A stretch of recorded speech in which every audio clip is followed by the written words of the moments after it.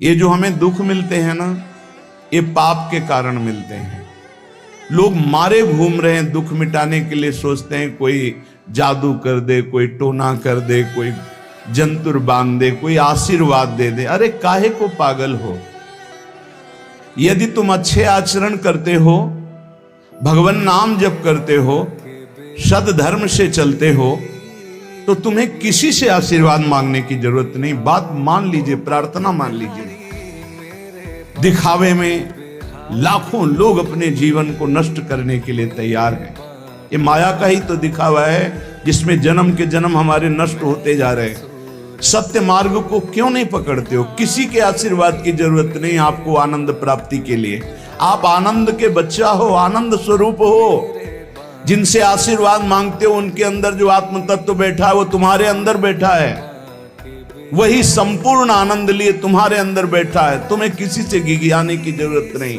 बस तुम अपने स्वरूप को नहीं पहचान पा रहे हो, अपनी शक्ति को जागृत नहीं कर पा रहे हो, इसलिए तुम दौड़े घूम रहे हो। भागने की जरूरत नहीं है।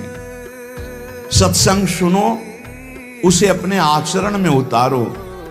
ये बात आप कागज में लिख लो, चाहे दिमाग में लिख लो। जब तक आपके आचरण शुद्ध नहीं होंगे, जब तक आप भजन नहीं करोगे, जब तक आप दूसरों को सुख नहीं दोगे, मन वचन कर्म से किसी को भी दुख नहीं पहुंचाना, तब तक आप भागे। और यहां से लेकर ब्रह्मलोक तक अगर आपको सुख मिल जाए तो बता देना।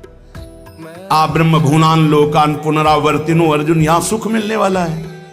आ ब्रह्म स्तंभ पर्यंतम सर्वम मायामयम जगत, यहां सुख मिलने वाला है। अगर सुख सिंधु भगवान का भजन नहीं करेंगे, बैठ के अपने घर में बैठकर आधा घंटा भजन नहीं करेंगे, मारे घूम रहे हैं, सोच रहे हैं ये भगवान का अवतार है, हमारा कल्याण हो जाएगा। ए भाई, जब भगवान वास्तविक अवतार लिए और जो भजन नहीं किए उनका भी कल्याण नहीं हुआ। भगवान के अवतार के समय हम भी रहे होंगे कहीं ना कहीं, किसी जीव जंतु के कल्याण हुआ क्या? अब भजन करोगे तो कल्याण हो जाएगा। हमारी बात मान लो। बार बार आपको कभी कड़वे शब्दों में, कभी मीठे शब्दों में बताते हैं, ए भाई, बचपन से भगवान के मार्ग में लगे हुए हैं, हमको अपना कर्म भोगना पड़ रहा है। जो शरीर रचना के समय रचा गया था, वो सुखद या दुखद कर्म भोगना पड़ा। रामकृष्ण परमहंस जी के कैंसर था, भाई जी हनुमान प्रसाद पोद्दार जी के उदर में कैंसर था, बड़े बड़े महापुरुषों को भोगना पड़ा। तो प्रारब्ध को भोग लो। ये भोगने की सामर्थ्य नाम जप से आ जाएगी, और नाम जप करके जन्म मरण के चक्र से मुक्त हो जाओ। मान लो मेरी बात। क्या वृंदावन की परम पावन रज से बढ़कर त्रिभुवन में कोई रज है? इस रज में बैठकर तुम्हें आनंद नहीं मिल रहा तो कहां मिलेगा तुम्हें? क्या भगवान नाम से बढ़कर कोई अमोघ शक्ति है जो भगवान को अधीन कर सके? सुमिर पवन सुत पावन नामो, अपने बस करी राखे रामो। लेकिन समझ में नहीं आता। ये जीव सोचता है कोई तपस्वी, कोई सिद्ध से हमारे दुख दूर हो जाए। नहीं, भगवान के वचन सुन लीजिए। दैवी हेषा गुणमयी मम माया दुरत्तया, मामेव ये प्रपद्यन्ते माया में ताम तरन्ते। ये गुणमयी माया को पार करना बहुत कठिन है। एकमात्र उपाय है, मेरी शरण में आ जाओ। हरि शरणम श्री कृष्ण शरणम मम। जब तक प्रभु की शरण में नहीं, तब तक माया मुक्त। पर समझ में नहीं आता। लोगों को ऐसा लगता है मैं जाऊंगा, आशीर्वाद मिलेगा, मैं सिद्ध हो जाऊंगा, सब दुख नष्ट हो जाएंगे। आप समझो, हमारी प्रार्थना को समझो। हम अंदर से पीड़ित होकर बोल रहे हैं, आप लोग समझते नहीं हो। भगवान का भजन किए बिना कहीं भी भाग के चले जाओ, आपको शांति नहीं मिलेगी प्यारे। और घर में बैठकर यदि भजन करोगे तो घर तीर्थ हो जाएगा, घर में भगवान पधारेंगे, आप आनंदित हो जाओगे। संत संग का फल होता है भागना, मिट जाना। सत्संगति संस्कृति कर अंता, ये जो जन्म मरण का भागना, ये मिट जाएगा। ये छोटे मोटे भागने से, शब्द सुना, मनन किया, आचरण में लग गए। कभी महीना 2 महीना में अगर संयोग बना तो हम बैठ के सत्संग सुन रहे हैं, नहीं तो हमारे पास यंत्र है, हम रोज उससे नवीन उत्साह प्राप्त करें भगवत मार्ग में चलने का। जब मिले तब दर्शन कर लिए, नहीं तो हम उनकी आज्ञा पर चल रहे हैं, तो हमारा सदैव सानिध्य है। भागने की जरूरत नहीं। नहीं भाई नहीं, थोड़ा चैन लो, थोड़ा शांति लो, भागने की जरूरत नहीं है, अंदर से भगवान को सुमिरन करने की जरूरत है। थोड़ा संयम में आओ। जिसको देखो मनमानी आचरण कर रहा है और सोचता है कोई संत महात्मा आशीर्वाद दे देंगे, तो तुम्हें संत महात्मा मिलेंगे ही नहीं। तुम करोगे पापाचरण तो संत महात्माओं का सानिध्य ही नहीं मिलेगा। पापवंत कर सहज स्वभाव, भजन मूर्ति भावन काऊ, जो पे दुष्ट हृदय सोई होई, मोरे सन्मुख आओ की सोई। अच्छे आचरण करो, घर बैठे महात्मा मिल जाएंगे, कोई आ जाएंगे ऐसे तुम्हें कृतार्थ कर जाएंगे। कहीं तुम भेज दिए जाओगे जिनके वचन से तुम कृतार्थ हो जाओगे। हमारी प्रार्थना को मानिए, अपने इस अमूल्य मानव जीवन को कूड़ा करकट की तरह मत नष्ट कीजिए।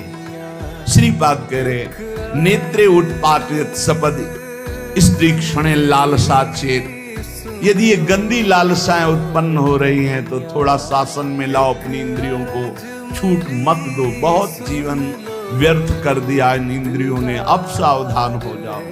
तुम स्वतंत्र सिंहवत जीवन व्यतीत करने के लिए मानव जीवन प्रकट की भगवान ने तुम्हारा। तुम इंद्रियों के गुलाम होकर, मन के गुलाम होकर, भोगों के गुलाम होकर के जीने के लिए नहीं आए हो मनुष्य देह में। देवता तरसते हैं इस मानव देह के लिए। क्यों? क्योंकि साधन धाम मोक्ष कर द्वारा, इससे साधना करके हम जीवन मुक्त महापुरुष हो सकते हैं। लेकिन नहीं, बस कोई ऐसा कुछ कर दे जिससे हमारा पति बन जाए, कोई ऐसा कर दे कि हम स्वस्थों को भोग भोगें, कोई ऐसा कर दे सारी झंझटें मिट जाएं। अरे औरों की तो बात जाने दो, भगवान जिनके घर में अवतरित हुए आप वहां दृष्टि डालिए। इतने बड़े भजनानंदी महात्मा वसुदेव और देवकी कंस कारागार में बंद किए हुए भगवान पधार रहे हैं, हथकड़ी बेड़ियों से जकड़े हुए। आप विचार कीजिए, भगवान के सिवा तुम्हें कोई बंधन मुक्त नहीं कर सकता, और सब तरंगे हैं। भगवान भगवान है, हमारी बात को समझ लो। भगवान भगवान है, भगवान के भाव में डूब करके सब भगवत स्वरूप हैं। तरंग में वायु विकार है, वायु विकार हटा तो समुद्र ही है, पर इतना भेद है कि समुद्र करोड़ों अनंत तरंगे प्रकट कर सकता है, लेकिन एक तरंग समुद्र नहीं प्रकट कर सकती। ऐसे जितने महापुरुष हैं, जितने सिद्ध महापुरुष हुए, भक्त हो चाहे ज्ञानी हो चाहे योगी हो, वो माया विकार को नष्ट करके ब्रह्म रूप में लीन हो गए, तो ब्रह्म स्वरूप वो भी हो गए। ब्रह्मविद ब्रह्म ही भवति। लेकिन ब्रह्म तो ब्रह्म है, जिसने एक संकल्प मात्र से अनंत सृष्टि का सृजन कर दिया, उसकी समानता करने वाला त्रिभुवन में कोई नहीं।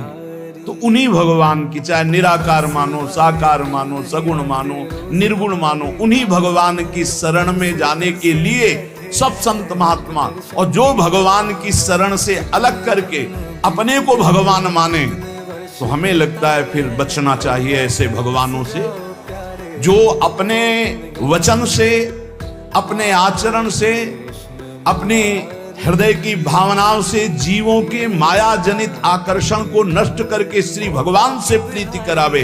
उसे संत कहते हैं, उसे ब्रह्मर्षि कहते हैं, उसे महात्मा कहते हैं, उसे भक्त कहते हैं। शास्त्र उठा के देख लो, ब्रह्म स्वरूप हो गए हैं। दूसरों ने अनुभव किया कि साक्षात ब्रह्म है, लेकिन वो जब बोले तो अपने को ब्रह्म नहीं बोले। गोस्वामी तुलसीदास जी साक्षात भगवान के स्वरूप हो चुके। वो क्या कह रहे हैं? जो मैं अपने अवगुण कहूं, बाढ़े कथा पार नहीं लहूं, ताते मैं कछु अलप बखाने, थोड़े महू समुझे सयाने। कह रहे मैं अपने अवगुणों की यदि कथा कहूं तो ग्रंथ भर जाएगा। थोड़े बता दिए हैं कि मैं अवगुणी हूं, इसमें जो विवेकी जन हैं वो समझ पाएंगे मेरी बात को। क्या समझ पाएंगे? कि भगवान की शरण में जाने से जीव भगवत स्वरूप हो जाता है। गोस्वामी जी भगवत स्वरूप, सामने भगवान बैठे हुए सबरी माता का स्तवन कर रहे हैं नवधा भक्ति के द्वारा। और सबरी जी ऐसा कह रहे, अधम ते अधम अधम अति नारी, तिन मां मैं मति मंद अघारी। ये है महापुरुष। भगवान के चरणारविंद की, नाम की, लीला कथा की वृत्ति हृदय में जिनके संग से जागृत हो, वही सत्संग है। हम लोग बड़े बावरे हैं, अरे तरंग कभी समुद्र प्रकट कर सकती है? सब तरंगे हैं। वायु विकार हटा, समुद्र हो गई, मुझे कोई इस पे संशय नहीं। बूंद अलग है तो बूंद है, और समुद्र में गिर गई तो समुद्र है, लेकिन बूंद समुद्र नहीं प्रकट कर सकती। ऐसी करोड़ों अनंत बूंदे समुद्र से, लहरों से ऐसे उठती रहती है। उनका नाम भगवान है, जिनसे अनंत महात्मा, अनंत ब्रह्म ऋषि, अनंत ब्रह्मांड सृजन, उन भगवान की शरण में जाने से इस माया से मुक्ति होती है। सब समझ नहीं पा रहे।